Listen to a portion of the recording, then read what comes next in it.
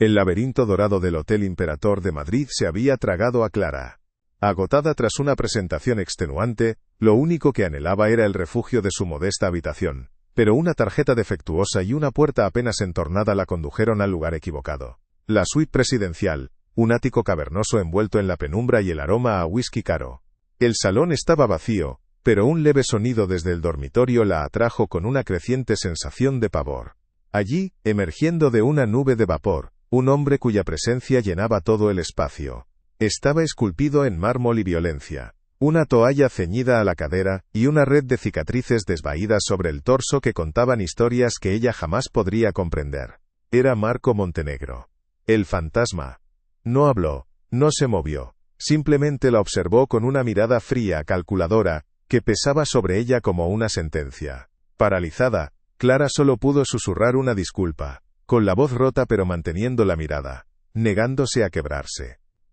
Pero lo que sucedió en la quietud de esa habitación cambiaría sus destinos para siempre. Si te quedas hasta el final, entenderás por qué. Suscríbete ahora y cuéntanos en los comentarios desde dónde estás viviendo esta historia. Clara Varela, 28 años, arquitecta. Sus planos eran su escudo, su trinchera en un mundo corporativo que devoraba la integridad. Luchaba por mantener a flote el pequeño estudio que había heredado, un legado de principios y creatividad que chocaba frontalmente con los gigantes del sector. Cada línea que dibujaba era un acto de fe, una promesa silenciosa de que la belleza y la honestidad aún tenían un lugar. Estaba en Madrid para defender un proyecto que significaba todo para ella, no solo un contrato, sino la validación de que su camino, aunque solitario y difícil, era el correcto. El cansancio que sentía no era solo físico. Era el peso de nadar a contracorriente, de mantener la dignidad intacta en un océano de tiburones con trajes a medida y sonrisas vacías. El ambiente del Imperator era una opresión silenciosa. El tintineo de las copas en el bar, las risas ahogadas de hombres que cerraban tratos millonarios, y el murmullo constante de un poder al que ella no pertenecía. Se sentía como una intrusa, una pieza fuera de lugar, en ese tablero de lujo y ambición. Sus zapatos gastados sobre la alfombra persa, su maletín de cuero raído junto a los de piel de cocodrilo. La presión no venía de un jefe abusivo, sino de todo el sistema. De los clientes que la miraban con condescendencia, de los competidores que intentaban robar sus ideas, y de la constante amenaza de las deudas que se acumulaban. Su soledad era palpable en medio de la multitud, una burbuja de silencio en el corazón del ruido, donde luchaba por respirar. Esa fortaleza moral no había nacido en el vacío. Clara cargaba con el eco de una pérdida temprana. Una injusticia familiar que la había obligado a madurar antes de tiempo y le había enseñado que el mundo no regala nada. Había aprendido a depender únicamente de sí misma, a construir sus propios cimientos con el material de la resiliencia y la empatía. Su sentido de la justicia era feroz y silencioso, una brújula interna que la guiaba a través de la niebla de la corrupción moral que la rodeaba. No era ingenua. Conocía la oscuridad del mundo pero se negaba a permitir que apagara su propia luz. Esa integridad era su único lujo, su posesión más valiosa, y la defendía con una tenacidad que pocos lograban percibir bajo su apariencia tranquila y vulnerable. El hotel se convertía en un personaje más de su opresión. Los pasillos interminables, con sus luces tenues y su silencio solemne, parecían corredores de una prisión dorada. El mármol pulido del suelo le devolvía un reflejo distorsionado. Una versión de sí misma que parecía ajena, casi fantasmal. Cada puerta cerrada ocultaba secretos y pactos que movían los hilos de la ciudad, mientras la suya, la de una habitación estándar al final del pasillo, solo guardaba sus miedos y sus sueños precarios. La atmósfera estaba cargada de una tensión invisible, el aire denso con el aroma del dinero y de las decisiones que se tomaban en las sombras. Para ella, aquel lugar no era un símbolo de éxito, sino un recordatorio constante de la distancia que la separaba del mundo que dictaba las reglas. Al llegar por fin a su puerta, la correcta esta vez, no pudo evitar la sensación de que algo había cambiado. El encuentro en aquella suite no había sido un simple error, la imagen de aquel hombre, de sus cicatrices, y sobre todo, de su mirada, se había grabado en su mente. No era una mirada de ira o sorpresa, sino de un reconocimiento profundo, casi analítico, como si hubiera visto a través de ella, más allá del miedo, hasta el núcleo mismo de su ser. Un escalofrío recorrió su espalda, una premonición helada que no supo interpretar. No lo sabía aún, pero el eco de aquella puerta al cerrarse no había sido un final, sino el prólogo de una tormenta que ya se cernía sobre ella. El alba de Madrid se filtraba por las persianas a medio bajar, dibujando franjas de luz pálida sobre el suelo de madera de su modesto apartamento en Malasaña. El recuerdo de la noche anterior era una mancha de tinta en su memoria, vívido y oscuro. La opulencia de la suite, el aroma a whisky y sobre todo, la presencia de aquel hombre. Sus ojos no la habían amenazado, no de la forma convencional. Habían visto a través de ella, desnudando su cansancio, su miedo y esa terca chispa de dignidad que se negaba a extinguir. Clara se levantó, sintiendo el frío del suelo bajo sus pies descalzos. El silencio de su hogar contrastaba con el lujo silencioso del imperador. Un mundo al que no pertenecía y al que había entrado por un error que ahora se sentía extrañamente predestinado. La rutina era su ancla y su condena. El traqueteo del autobús número 37, abarrotado de rostros anónimos que compartían el mismo viaje hacia la supervivencia. Se aferraba a la barra metálica, con su maletín apretado contra el costado, sintiéndose invisible entre la multitud. Observaba la ciudad pasar a través del cristal empañado, las tiendas abriendo, la gente corriendo hacia sus obligaciones. Su traje sastre, su única armadura de buena calidad, parecía fuera de lugar en ese contexto, un disfraz para ocultar la precariedad de su existencia. El reloj de su muñeca avanzaba con una lentitud tortuosa, cada segundo un recordatorio de que su tiempo no le pertenecía, sino que estaba vendido al mejor postor, a la espera de un contrato que nunca llegaba. El estudio Varela Arquitectos era un pequeño local a pie de calle, un refugio y una jaula construidos con los sueños de su padre. Las paredes estaban cubiertas de planos, maquetas y bocetos, que hablaban un lenguaje de belleza y funcionalidad. Pero tras esa fachada de creatividad, la realidad era implacable. Las facturas impagadas se amontonaban en un cajón, un recordatorio constante del abismo financiero que la acechaba. Cada mañana, al encender la luz, sentía el peso del legado familiar. No solo luchaba por su propio futuro, sino por mantener vivo el eco de la pasión de un hombre que creía que la arquitectura podía cambiar el mundo. Un ladrillo honesto a la vez. La opresión no tenía un único rostro, sino muchos. Estaba en la sonrisa condescendiente de Ricardo Balbuena, un magnate inmobiliario que revisaba sus propuestas con aire de fastidio, como si le hiciera un favor al escucharla. Estaba en las insinuaciones de sus competidores, hombres que veían su integridad como una debilidad que explotar. La presión era un murmullo constante en las salas de juntas, una atmósfera densa de cinismo donde sus ideas, llenas de luz y espacios humanos, eran recibidas con miradas frías y calculadoras. Le pedían que sacrificara la calidad por el coste, que cortara esquinas, que traicionara sus propios principios a cambio de migajas. Y ella se negaba, una y otra vez, aunque cada negativa la hundiera un poco más. A esa presión profesional se sumaba la familiar. Una llamada de su madre desde Asturias, con su voz frágil preguntando si todo iba bien, era suficiente para que el nudo en su garganta se apretara. Mentía con una sonrisa en la voz, asegurándole que el estudio prosperaba, que pronto podría visitarla. Cargaba con la responsabilidad de ser el pilar, la hija fuerte que había prometido cuidar de todo tras la muerte de su padre. No podía permitirse flaquear, no podía confesarle que a veces el alquiler del estudio se pagaba con el dinero que debería haber sido para las medicinas o para una pequeña reforma en la casa familiar. Su soledad estaba hecha de esos secretos, de esas sonrisas fingidas para proteger a quienes amaba. El peso del apellido Varela era una herencia de honor y deudas. Su padre había sido un arquitecto respetado pero un pésimo hombre de negocios, un idealista que había luchado contra los gigantes de la construcción, y había perdido más batallas de las que había ganado. Le había dejado un estudio al borde de la quiebra y una brújula moral inquebrantable. Clara sentía que luchaba la misma guerra que él, pero las armas habían cambiado. Ahora el combate era más sutil, una guerra de desgaste librada en despachos con aire acondicionado y con contratos llenos de cláusulas abusivas. Cada renuncia, cada concesión que se veía forzada a considerar, se sentía como una traición a la memoria del hombre que le enseñó a dibujar líneas rectas. Había noches en las que, tras la marcha de su único y mal pagado ayudante, se quedaba sola en el estudio. Lejos de los encargos comerciales y de las exigencias de los clientes, sacaba un cuaderno y dibujaba para sí misma.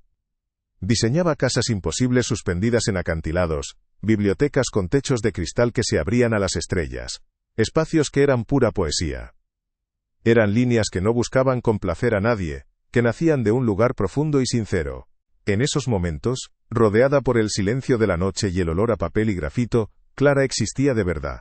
Era la arquitecta que soñaba ser, libre de las cadenas de la realidad, antes de que el primer rayo de sol la devolviera a su lucha. La amenaza se materializó en un sobre con el membrete del banco. No era el primer aviso, pero sí el último. La carta, con su lenguaje frío y burocrático, hablaba de una ejecución hipotecaria inminente sobre el local del estudio. Le daban 30 días. El papel temblaba en sus manos mientras las palabras se clavaban en su mente. 30 días para conseguir un milagro. Para salvar el único hogar profesional y emocional que le quedaba. El aire del estudio se volvió denso, irrespirable. Las maquetas a su alrededor, antes símbolos de esperanza, ahora parecían lápidas de un sueño a punto de morir. La sensación de estar atrapada era absoluta, una red invisible que se cerraba sobre ella sin piedad. Con la carta del banco pesando como plomo en su maletín, acudió a su última esperanza. Una reunión con Ricardo Balbuena para presentar una modificación a su proyecto, una que lo hacía más económico sin sacrificar su alma. Lo esperó durante 1 hora en la gélida recepción de su imperio de cristal y acero. Cuando finalmente la recibió, ni siquiera la miró a los ojos. Deslizó los planos sobre su enorme escritorio de caoba con la punta de los dedos, como si estuvieran manchados. Demasiado poético, señorita Varela, dijo, con una sonrisa burlona. En este negocio necesitamos cemento, no sueños. Quizá debería buscar una profesión más adecuada a su sensibilidad. La humillación fue un golpe seco, silencioso, que la dejó sin aire. Salió de aquel edificio sintiendo cómo el asfalto se abría bajo sus pies. La tarde caía sobre Madrid, tiñendo el cielo de tonos anaranjados y violetas, una belleza cruel que no podía apreciar. Caminaba sin rumbo, perdida en un laberinto de calles y de desesperación. Fue entonces cuando, al pasar por delante de un restaurante exclusivo, sus ojos se cruzaron con una escena a través del cristal tintado. En una mesa apartada, rodeado de un aura de poder y silencio, estaba él, Marco Montenegro. No la vio. Estaba inmóvil, observando algo fuera de plano, una figura de control absoluto en un mundo que se movía a su antojo. El universo le estaba mostrando las dos caras del poder, el que la aplastaba y el que, sin saberlo, la había observado con un respeto olvidado. La noche madrileña, indiferente a su dolor, la envolvía en un manto de luces y ruido. Clara caminaba sin rumbo, con los planos de Balbuena pesando en su maletín como una lápida. Cada escaparate le devolvía el reflejo de una mujer derrotada, una silueta anónima a punto de ser borrada por el fracaso.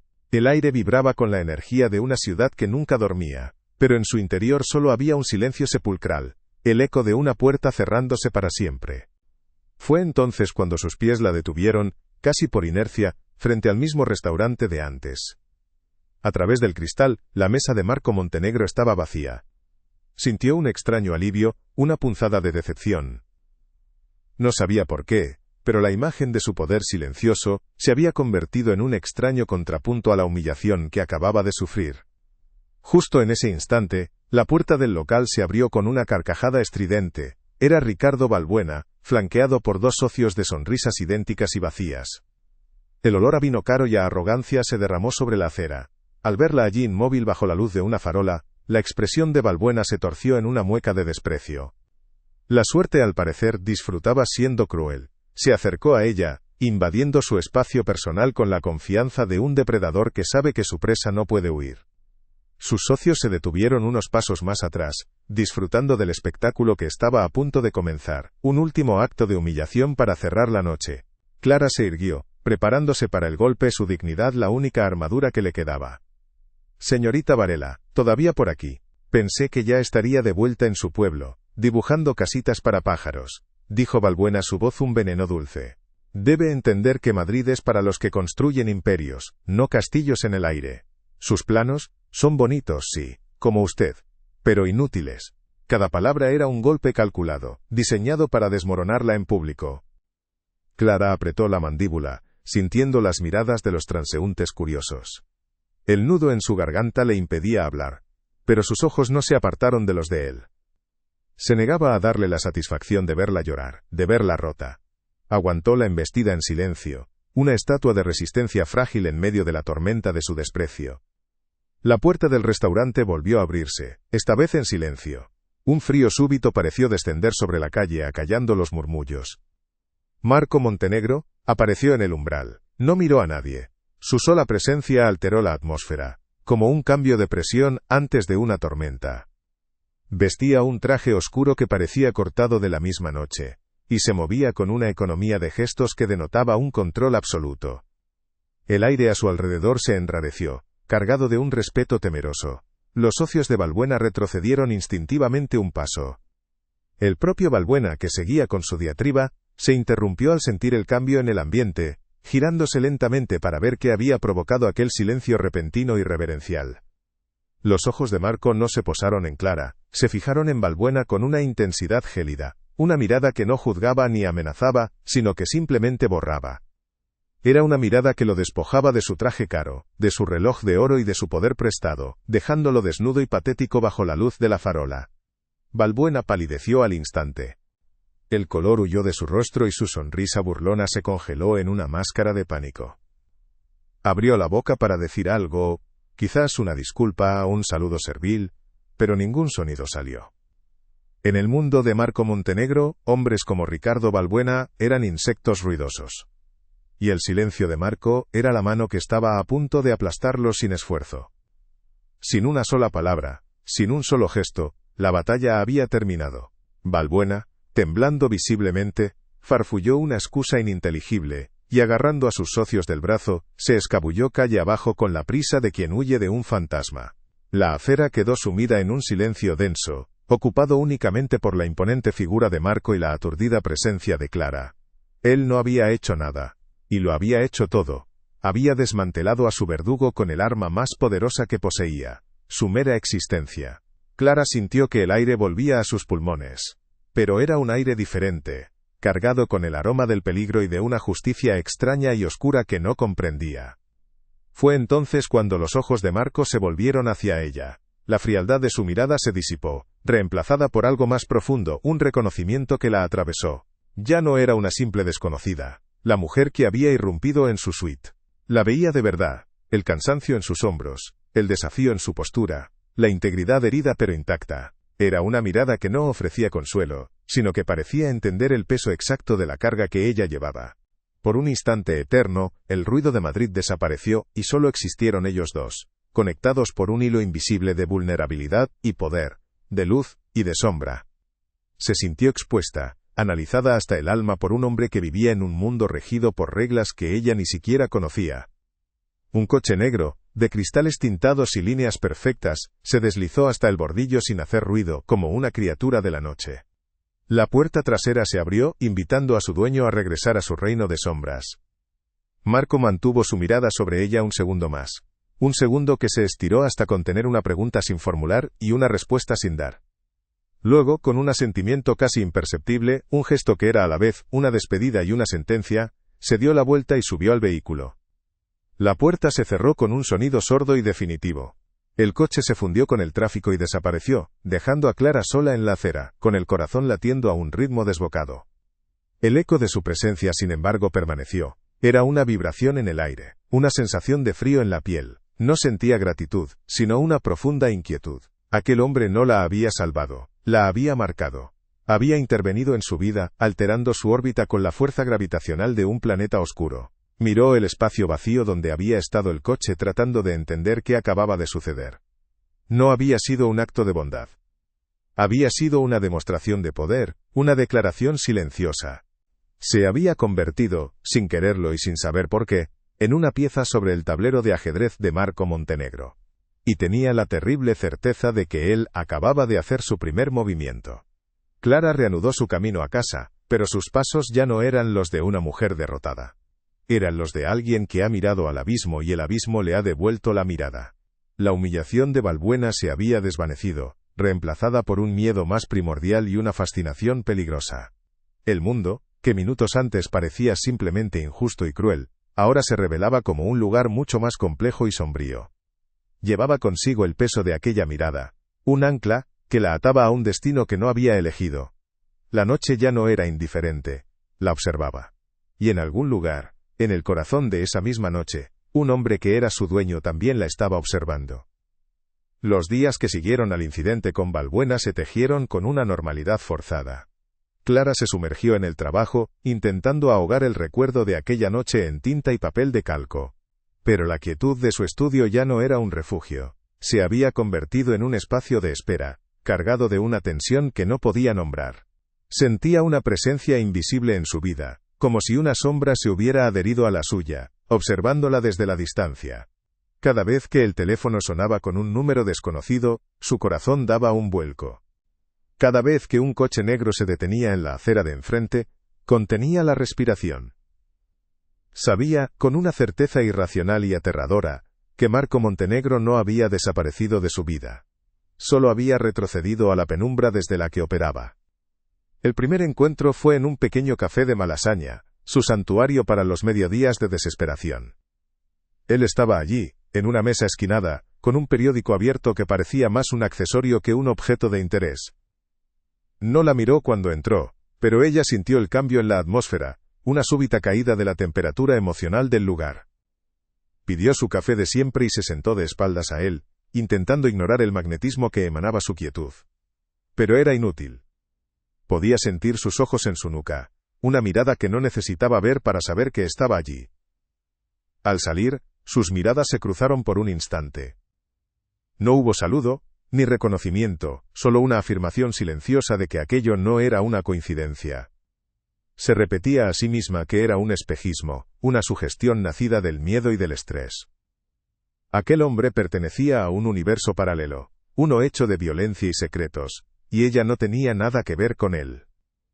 Trató de aferrarse a su propia realidad, las facturas, los plazos de entrega, la amenaza inminente del banco. Pero la imagen de su rostro, la memoria de su poder silencioso, se colaba en sus pensamientos en los momentos más inesperados. El miedo que sentía por él era una corriente subterránea y constante, pero bajo ella, muy en el fondo, pugnaba por salir una sensación extraña e inconfesable. La seguridad que había sentido bajo su protección, aunque fuera por un instante fugaz en una acera de Madrid. Una semana después, sucedió algo inesperado. Recibió una llamada de un pequeño consorcio hotelero interesado en su propuesta para un hotel boutique en la Costa del Sol, un proyecto que había presentado meses atrás y que daba por perdido.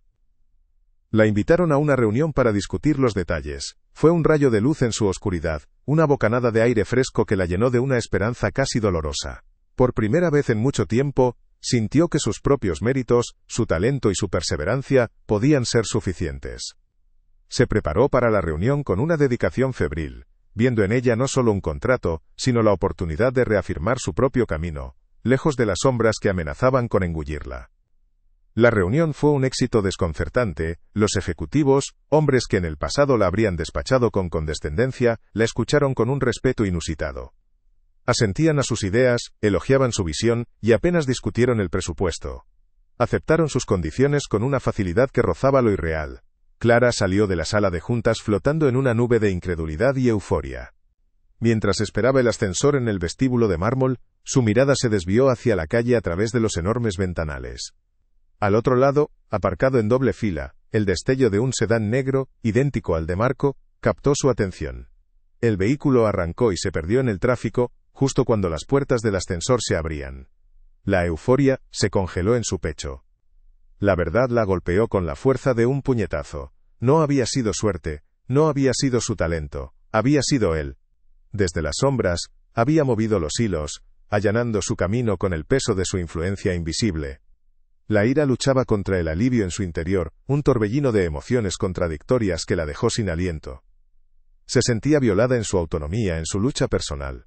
Su victoria ya no era suya, estaba manchada por el poder de un hombre al que temía. Pero, al mismo tiempo, una parte de ella, la parte que estaba ahogada por las deudas y la desesperación, no podía evitar sentir una punzada de gratitud. Había aceptado un pacto silencioso sin siquiera saberlo. Y ahora el precio de ese pacto era una incógnita aterradora. Esa noche, la esperó frente al portal de su estudio. La figura alta y oscura, recortada contra la luz anaranjada de una farola, era inconfundible. El corazón de Clara martilleó contra sus costillas, una mezcla de pánico y resignación. No intentó huir. Caminó hacia él con pasos lentos y deliberados, su maletín apretado contra su cuerpo como un escudo inútil. El silencio entre ellos era denso, cargado de todo lo que no se había dicho. La calle estaba desierta, como si el mundo entero hubiera decidido concederles ese escenario íntimo y peligroso. Se detuvo a una distancia prudencial, lo suficiente para sentirse segura, lo insuficiente para escapar de la intensidad de su presencia. ¿Por qué? Fue lo único que pudo preguntar, su voz más firme de lo que esperaba. Él no fingió ignorancia. Sus ojos, oscuros y profundos, la estudiaron con una calma que la desarmaba.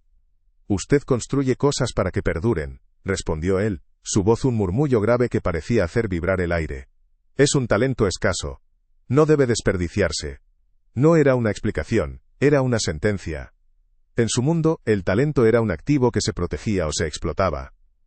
Clara entendió que, para él, ella se había convertido en una inversión, un objeto de interés que ahora estaba bajo su custodia, le gustara o no. Y esa idea, la aterraba más que cualquier amenaza directa. Marco, por su parte, libraba una batalla interna que nadie podría adivinar tras su fachada de control impasible. Cada vez que la miraba veía el reflejo de un mundo que había abandonado hacía mucho tiempo. La integridad de ella era un recordatorio constante de su propia corrupción. Se sentía atraído por su luz, por esa fuerza silenciosa que se negaba a doblegarse. Pero sabía que su proximidad era un veneno. Protegerla significaba, inevitablemente, mancharla, arrastrarla a la oscuridad que era su hábitat natural. Resistirse a esa atracción se estaba convirtiendo en el acto de autocontrol más difícil de su vida, una guerra silenciosa librada en el campo de batalla de su propia alma endurecida. Mientras ella procesaba sus palabras, un repartidor en bicicleta pasó a toda velocidad por la acera, obligándola a dar un paso atrás para no ser arrollada. Su espalda chocó contra el pecho de Marco, que se había movido detrás de ella con una rapidez felina. Su mano se posó instintivamente en su codo para estabilizarla. El contacto fue breve, apenas un segundo, pero fue suficiente para que una descarga eléctrica recorriera el cuerpo de ambos. La tela de su traje era fina, y pudo sentir la dureza de su cuerpo, el calor que emanaba de él. Fue un toque accidental, un gesto puramente protector, pero en el aire cargado entre ellos, se sintió como una transgresión íntima y profunda. Él retiró la mano lentamente, como si también se hubiera quemado. El silencio que siguió fue diferente, más pesado y personal. Sus ojos se encontraron, y por un instante las máscaras cayeron. Clara vio en su mirada un destello de algo que no supo identificar, una vulnerabilidad fugaz, una sombra de anhelo. Él, a su vez, vio el miedo en los ojos de ella, pero también vio la fascinación, la curiosidad que luchaba por imponerse al terror. En ese silencio, sin una sola palabra, se comunicaron más que en cualquier conversación. Se reconocieron como dos soledades que se habían encontrado en la frontera de dos mundos irreconciliables. A partir de esa noche su presencia se hizo más constante pero siempre periférica. La veía salir de su estudio desde su coche al otro lado de la calle. Se lo encontraba en una galería de arte a la que ella acudía en busca de inspiración, observando un cuadro en la sala contigua. Una noche, cenando sola en un pequeño restaurante italiano, lo vio entrar y sentarse en la barra, dándole la espalda pero permaneciendo allí hasta que ella terminó y se fue. Nunca se acercaba, nunca hablaba. Su vigilancia era un acto de posesión silenciosa, un recordatorio constante de que su vida ya no le pertenecía por completo. Se había convertido en su guardián y en su carcelero. El miedo no desaparecía, pero se transformaba. Poco a poco, Clara empezó a ver más allá del mito de el fantasma. Observaba al hombre. Notaba la forma en que su mirada se perdía en el vacío cuando creía que nadie lo veía, la tensión perpetua en sus hombros, incluso cuando parecía relajado. Percibía una soledad abismal en él, una oscuridad que no solo proyectaba, sino que lo consumía desde dentro. El terror inicial se fue tiñendo de una peligrosa compasión, una empatía que la hacía vulnerable. Empezaba a preguntarse por las cicatrices que no se veían, por las heridas que lo habían convertido en la fortaleza de hielo y control que mostraba al mundo. La ilusión de seguridad, sin embargo, se hizo añicos una mañana de martes. Al llegar a su estudio, encontró un pequeño paquete envuelto en papel de estraza en el umbral. No tenía remitente. Con un nudo de premonición en el estómago, lo abrió con manos temblorosas. Dentro, sobre un lecho de algodón, yacía un pájaro muerto, un gorrión con el cuello partido. Era un mensaje brutal y primitivo, un eco de las tácticas más crueles del mundo del que intentaba distanciarse. Supo de inmediato que no era de Marco. Era de Ricardo Balbuena, Una advertencia cobarde. No podía tocar al león, así que atacaba a lo que el león parecía proteger. El terror la paralizó. Era la prueba tangible de que el mundo de Marco se había filtrado en el suyo, contaminándolo con su violencia. La protección de él no era un escudo, sino un imán para el peligro. Su primer impulso fue correr, hacer las maletas y desaparecer, volver a la seguridad anónima de su pueblo en Asturias. Pero entonces, una oleada de ira la ancló al suelo. No iba a dejarse intimidar. No iba a huir.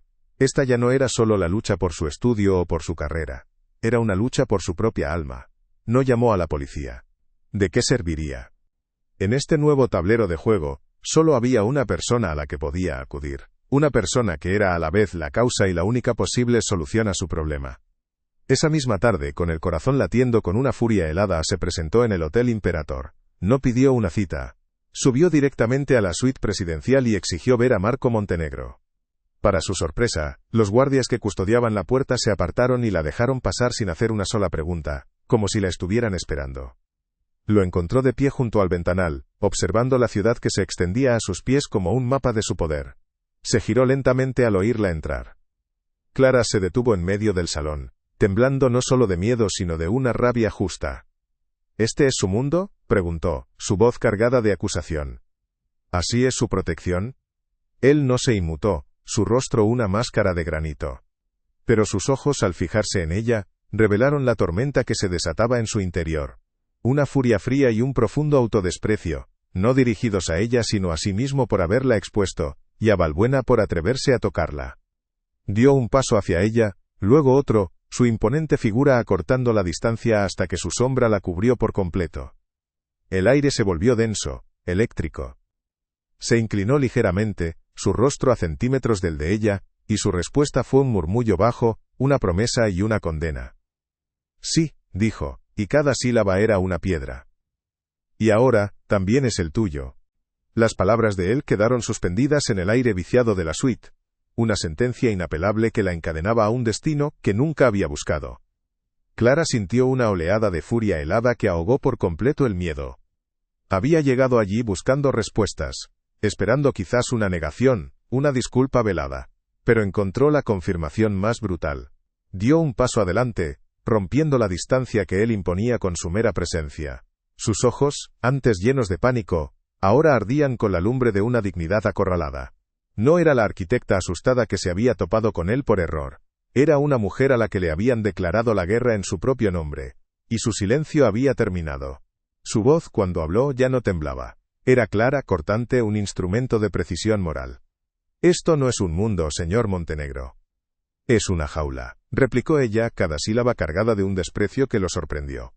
Y su protección no es un escudo, es el hierro de los barrotes. Usted no me ha salvado de nada. Solo me ha arrastrado a su oscuridad, manchando mi trabajo, mi nombre y mi vida con la misma violencia que dice controlar.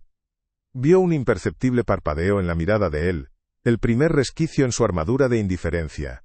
Ella no le temía en ese momento. Estaba más allá del miedo, en un territorio de justa indignación, donde su propia brújula moral era la única autoridad que reconocía. Se había atrevido a juzgarlo, no como a un criminal, sino como a un hombre que había fracasado en el único principio que ella consideraba sagrado: el respeto a la libertad ajena. Marco sintió el impacto de sus palabras como un golpe físico, uno que ninguna bala le había infligido jamás. Estaba acostumbrado al miedo, a la adulación servil, al odio desafiante de sus rivales. Pero nunca se había enfrentado a un juicio tan puro, tan despojado de interés. Ella no quería su dinero ni su poder.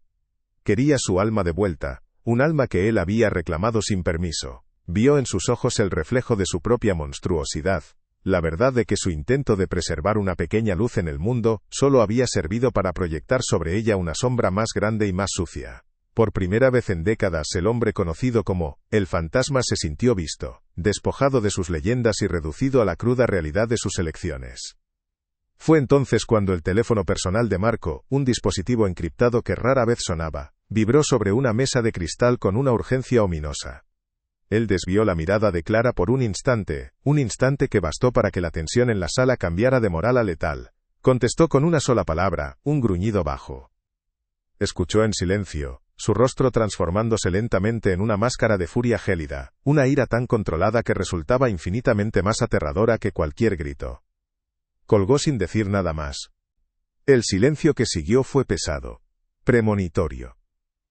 Ricardo Balbuena, en su estupidez arrogante, no se había conformado con un pájaro muerto. Había cruzado una línea que ni los hombres más duros de la ciudad se atrevían a pisar. «Está en su estudio», dijo Marco, su voz desprovista de toda emoción, un simple enunciado de un hecho que acarrearía consecuencias cataclísmicas. Él y 2 de sus hombres. ¿Creen que asustándola a usted, me asustan a mí? En ese momento, Clara vio la verdadera naturaleza del hombre que tenía delante. No era un estratega que movía piezas desde un ático de lujo. Era un depredador territorial, y Balbuena acababa de entrar en su coto de caza, y había tocado lo que él, por razones que ni él mismo entendía del todo, consideraba suyo. Sin una palabra más, se dirigió hacia la puerta, cogiendo una chaqueta del respaldo de una silla. No llamó a sus hombres. No delegó. Iba a ir él mismo. Y ese era el mayor de todos los tabúes. El código de Marco Montenegro era simple y absoluto: nunca actuar por emoción, nunca exponerse personalmente. Su poder residía en su invisibilidad, en el mito. Pero la acusación de Clara aún resonaba en sus oídos, la imagen de su integridad desafiante grabada en su mente. Protegerla a distancia la había puesto en peligro. Ahora, solo había una forma de terminar la amenaza, una que requería romper la regla más fundamental de su existencia. Se detuvo en la puerta y se volvió hacia ella. «Venga conmigo», ordenó. No era una pregunta, ni una invitación. Era la única opción. Si su mundo era ahora el de ella, iba a presenciar, de primera mano, cómo se impartía la justicia en sus dominios más oscuros y sangrientos. El trayecto en el coche fue un descenso al silencio más profundo. La ciudad pasaba a través de los cristales tintados como un borrón de luces fantasmales, un mundo ajeno a la tormenta que se gestaba en el interior del vehículo. Clara no sentía miedo, sino una extraña calma, la resignación de quien ha sido arrastrado por la corriente y ya solo puede esperar a ver dónde lo arroja la marea. Observaba el perfil de Marco tallado en la penumbra, sus manos firmes sobre el volante, sus nudillos blancos. No había ira en su rostro, sino una concentración absoluta, una quietud letal que precedía al ataque. Ella estaba sentada junto a la violencia encarnada, y sin embargo por primera vez, no se sentía como su víctima, sino como el epicentro de su furia. Al llegar, la puerta del estudio estaba forzada, abierta como una herida. Dentro, Ricardo Balbuena, envalentonado por el vino y la impunidad, se reía mientras uno de sus matones volcaba una estantería de maquetas. La risa se le congeló en la garganta cuando vio a Marco en el umbral, una aparición surgida de la noche. El cambio en la atmósfera fue instantáneo. El aire se volvió denso, irrespirable. Marco no levantó la voz.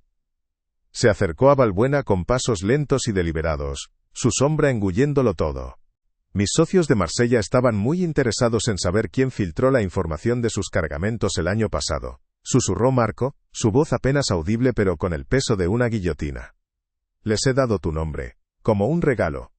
El terror puro desfiguró el rostro de Balbuena, sabía lo que esas palabras significaban. Era un hombre muerto. Tartamudeó, intentó suplicar, pero Marco ya no lo miraba. Se había girado hacia Clara, que observaba la escena desde la puerta, con los restos de sus sueños rotos a sus pies.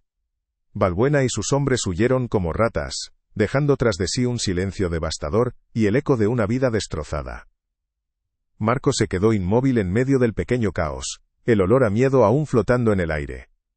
Había desatado el infierno para protegerla, había violado su propio credo, y se había expuesto de una forma que no lo había hecho por nadie. Y ahora en la quietud del estudio profanado, tenía que enfrentarse a la mirada de ella. Clara temblaba, no por Balbuena, sino por la magnitud de lo que acababa de presenciar.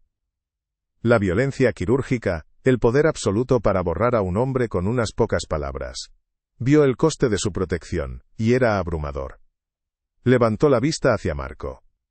En sus ojos ya no vio al monstruo, ni al jefe de la mafia, sino a un hombre atrapado en su propia leyenda.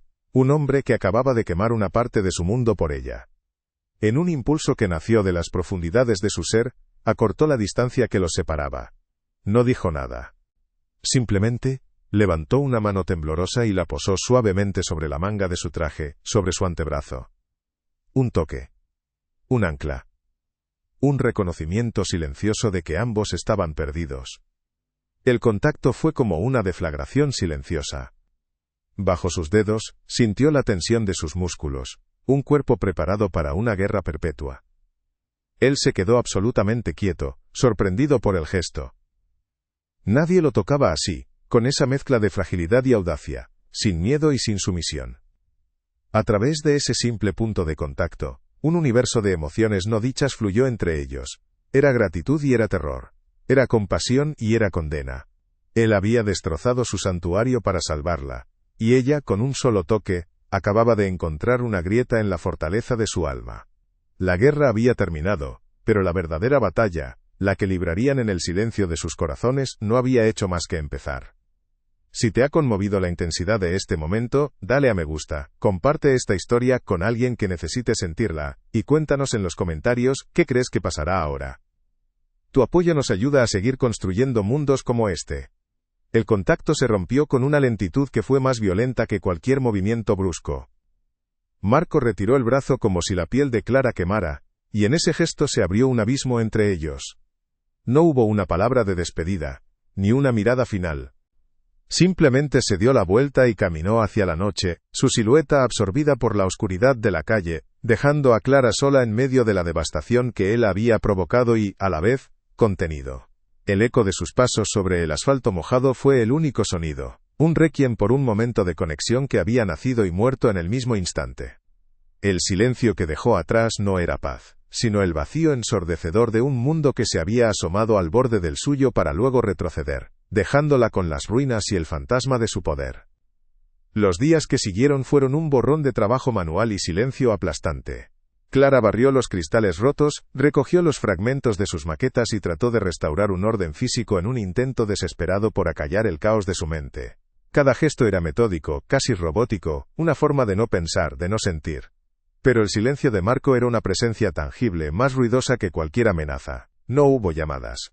No hubo coches negros aparcados al otro lado de la calle. La vigilancia que antes la había aterrorizado se había desvanecido.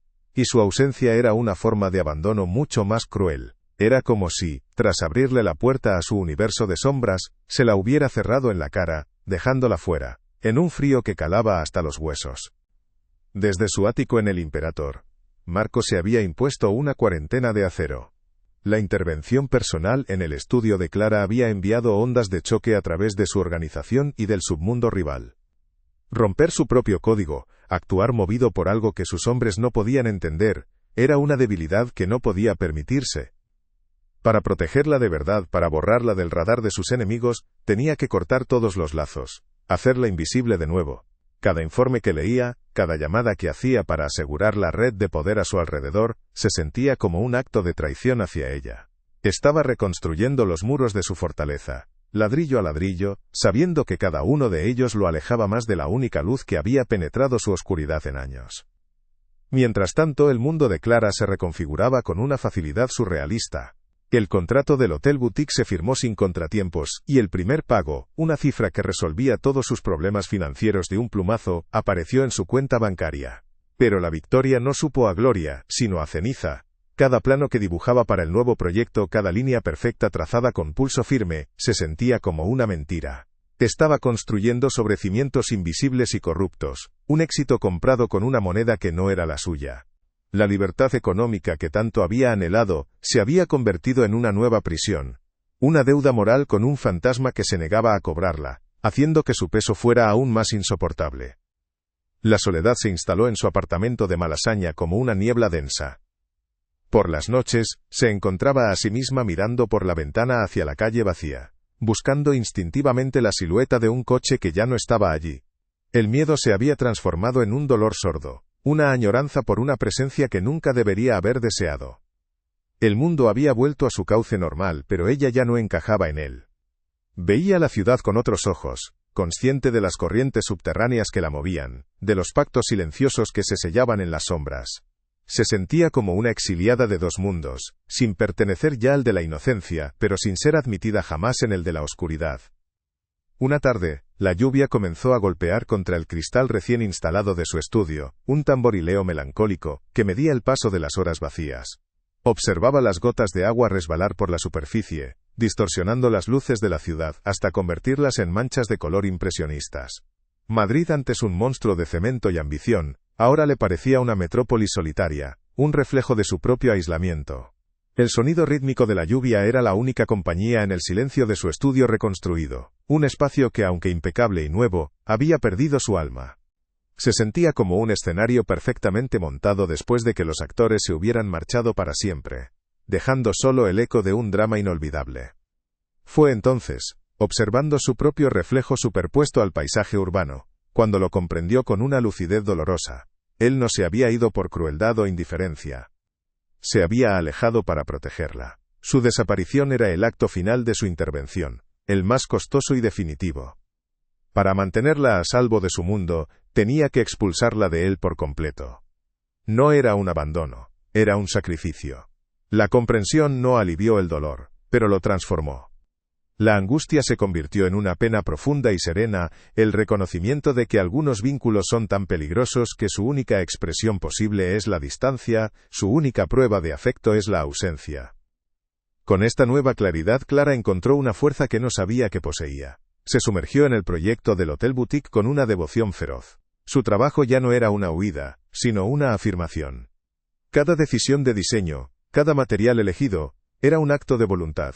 Una forma de honrar el sacrificio silencioso de él, construyendo algo hermoso y duradero.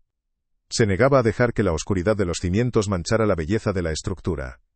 Era su forma de responderle a través del tiempo y la distancia, de decirle en el lenguaje de la arquitectura que había entendido el mensaje, y que no desperdiciaría la oportunidad que le había costado a él una parte de su contar de alma. Una noche, en la quietud de su estudio, sacó su cuaderno personal. No dibujó planos ni bocetos comerciales. Trazó las líneas de un faro solitario en un acantilado azotado por la tormenta. Una estructura de una fuerza inquebrantable, diseñada para resistir los embates más feroces del océano, pero con una única ventana en lo más alto, desde donde una luz frágil pero persistente se negaba a extinguirse. No era un edificio. Era un retrato, un homenaje silencioso a un hombre que vivía en la oscuridad para que otros pudieran navegar hacia la orilla. Era su manera de guardar su memoria, de mantener viva la conexión en el único lugar seguro que les quedaba, el arte. Las semanas se convirtieron en meses. La ciudad seguía su ritmo implacable, indiferente a las guerras silenciosas que se libraban en los corazones de sus habitantes. Clara prosperaba profesionalmente, su nombre comenzaba a ser respetado, pero una parte de ella vivía en un estado de espera perpetua. El silencio entre ella y Marco se había solidificado, convirtiéndose en un muro invisible pero infranqueable. Ya no esperaba verlo, pero sentía su ausencia como un miembro fantasma. El eco de lo que nunca se dijeron, de lo que solo se intuyó en un toque fugaz, era ahora la banda sonora de su vida. Una melodía melancólica que le recordaba que la redención, a veces, tiene el amargo sabor de la soledad. Pasó un año. La gala de los Premios Nacionales de Arquitectura se celebraba en el Palacio de Cristal de Arganzuela, un invernadero de acero y vidrio que parecía contener el cielo estrellado de Madrid. Clara Varela, de pie en el escenario, ya no era la mujer perdida en los pasillos dorados del Imperator. El vestido de seda azul noche que llevaba, no era una armadura sino una celebración. Sostenía el galardón con firmeza, su peso un ancla a una realidad que había construido con sus propias manos. Su discurso fue breve, una defensa apasionada de la luz y la honestidad en el hormigón. Mientras los aplausos resonaban bajo la cúpula, sus ojos barrieron la sala, no por nerviosismo, sino con la calma de quien por fin ha encontrado su lugar. Y sin embargo, una parte de ella siempre buscaba en los rincones oscuros. Y allí estaba. Apoyado en una de las columnas de hierro fundido, en la periferia del resplandor, donde la luz se rendía a la sombra. Marco Montenegro. Inmutable. El mismo traje oscuro que parecía absorber la luz a su alrededor, la misma quietud volcánica. No miraba el escenario, la miraba a ella. A través del mar de rostros y el estruendo de los aplausos, sus miradas se encontraron. El tiempo se detuvo. En los ojos de Clara no hubo sorpresa, ni el antiguo eco del miedo. Solo una profunda y serena confirmación, la pieza final de un puzzle que había estado armando en silencio durante meses. Él no había roto su promesa de distancia. Estaba allí como un peregrino que visita un santuario que ayudó a construir desde la clandestinidad de su fe. Él la vio en el cénit de su éxito, rodeada de la admiración que merecía, dueña de una fortaleza que él solo había contribuido a desvelar. No había rastro de posesión en su mirada, solo una melancolía redentora, la del creador que contempla su obra desde una distancia insalvable. Había venido a presenciar el resultado de su sacrificio, a ver con sus propios ojos que la luz que había protegido de su propia oscuridad ahora brillaba con una fuerza independiente. Su presencia en aquel lugar era una temeridad, una ruptura final de su propio código, pero no era un acto egoísta. Era el epílogo que le debía a ella, la certificación de que su libertad era real. Y en esa certificación, él encontraba una extraña forma de absolución. Un camarero de guante blanco se abrió paso entre la multitud y se detuvo frente a Clara, ofreciéndole una copa de champán en una bandeja de plata. Ella sonrió, declinando con un gesto, pero el hombre insistió con una discreción profesional, inclinando la bandeja para revelar una pequeña nota doblada bajo la base de la copa. El corazón de Clara dio un vuelco. Tomó la nota, sus dedos apenas rozando el frío del papel. La abrió con un cuidado reverencial. Dentro no había una sola palabra. Solo un dibujo. Un trazo a carboncillo, minucioso y perfecto, de un faro solitario, sobre un acantilado azotado por la tormenta. El mismo que ella había dibujado en la intimidad de su cuaderno. El secreto que guardaba el retrato de su alma, él lo sabía. De algún modo él siempre lo había visto todo. Cuando levantó la vista, con un nudo en la garganta y los ojos anegados en una emoción sin nombre, el espacio junto a la columna estaba vacío. Se había desvanecido. Un fantasma regresando a su reino de sombras, dejando tras de sí solo la prueba de su existencia. Clara cerró la mano sobre el pequeño dibujo, el papel un talismán caliente contra su palma. No había tristeza en su pecho, sino la certeza abrumadora de un equilibrio cósmico. No se habían salvado el uno al otro, se habían redefinido. Él le había entregado el mundo, y ella, sin saberlo, le había devuelto la memoria de su humanidad. Un faro en la oscuridad. Un intercambio justo, sellado a través de una distancia infranqueable, y un silencio elocuente. Regresó a la celebración, a las luces y a las felicitaciones, con el secreto de un fantasma guardado en el puño. Su futuro era una estructura por levantar, pero sus cimientos eran ahora inquebrantables, anclados en la memoria de una deuda silenciosa que nunca sería pagada ni olvidada.